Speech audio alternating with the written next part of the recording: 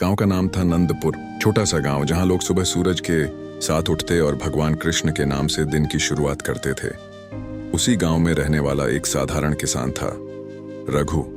रघु मेहनती था, ईमानदार था, पर उसकी किस्मत कुछ सालों से साथ नहीं दे रही थी। 3 साल लगातार उसकी फसल बर्बाद हो चुकी थी। कभी सूखा, कभी तूफान, कभी कीड़े।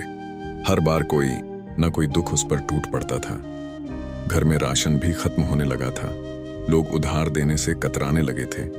एक रात उसकी पत्नी बोली, अब क्या करेंगे रघु, बच्चे भूखे सो जाते हैं।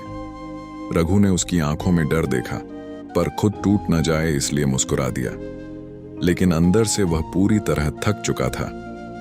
अगली सुबह रघु ने तय किया कि वो पहली बार श्री कृष्ण के पुराने मंदिर जाएगा, जो गांव से थोड़ा दूर जंगल के पास था। लोग कहते थे कि वहां कई सालों से कोई पुजारी नहीं है, कोई दीपक नहीं जलता, लेकिन फिर भी मंदिर एक रहस्यमय शांति से भरा रहता है। रघु वहां पहुंचा। मंदिर बिल्कुल शांत था। जंगल की हवा पत्तों को धीरे धीरे हिला रही थी। रघु ने देखा कि मंदिर के अंदर कृष्ण की मूर्ति के सामने धूल जमी हुई है, पर चेहरे पर मुस्कान आज भी वैसी ही थी, ममता से भरी, दिव्य, कोमल। रघु मूर्ति के सामने बैठ गया। थोड़ी देर चुप रहा, फिर अचानक उसकी आंखें भर आईं। उसने कहा, कान्हा, मैंने हमेशा आपकी भक्ति की है। मैं बस एक बार खुश होना चाहता हूं। मैं बस अपने बच्चों को 2 वक्त की रोटी देना चाहता हूं। अगर गलती मेरी है तो माफ कर देना। बस एक संकेत दे दो कि आप मेरे साथ हो। और रघु रो पड़ा। उसके आंसू जमीन पर गिर रहे थे।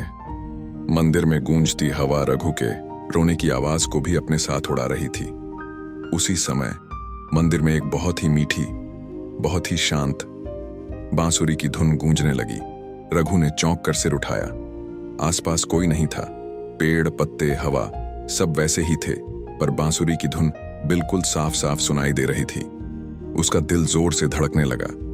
धुन ठीक वैसी थी जैसी वो बचपन में कृष्ण जन्माष्टमी पर सुनता था, नर्म, कोमल और दिल को शांत करने वाली।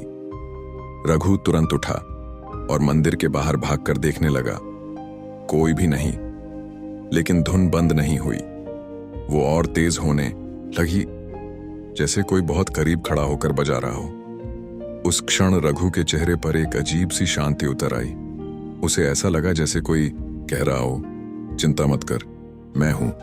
रघु ने आंखें बंद कर लीं और पहली बार 3 साल में उसके दिल से डर निकल गया। वो मुस्कुराया और भावुक होकर बोला, ठीक है कान्हा, मैं फिर से कोशिश करूंगा।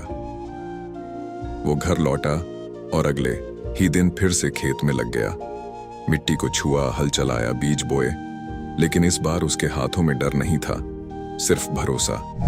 और फिर अगले ही दोपहर अचानक आसमान बदलने लगा। इतने दिनों की तपती गर्मी के बाद बादल घिर आए। हवा ठंडी हो गई। काली घटाएं पूरे गांव पर छा गईं। लोग घरों से बाहर निकलकर आकाश देखने लगे। अरे ये क्या बारिश! थोड़ी देर बाद तेज बारिश शुरू हो गई। ऐसी बारिश जो रघु 3 साल से देखना चाहता था। उसके खेत में हर जगह पानी भर गया। बीज मिट्टी में घुलकर नई जान लेने लगे। रघु खेत में खड़ा बारिश में भीग रहा था और उसके कानों में वही बांसुरी की धुन धीरे धीरे गूंज रही थी, जैसे कृष्ण खुद कह रहे थे,